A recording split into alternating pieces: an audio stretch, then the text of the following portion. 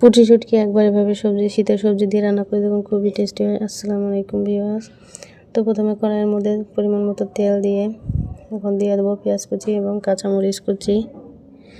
পেঁয়াজ কাঁচামরিচগুলো একটু brown colour করে ভেজে নেব।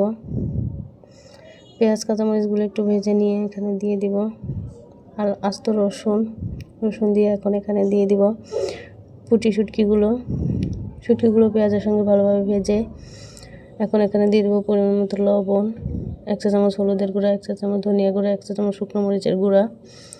এখন দিয়ে দেবো সামান্য পরিমাণে একটু আদা বাটা আর 2 চা চামচ রসুন বাটা দিয়ে সবজিগুলো ভালোভাবে কষিয়ে নেব। আমি এখানে ফুলকপি, সিম, আলু নিয়েছি।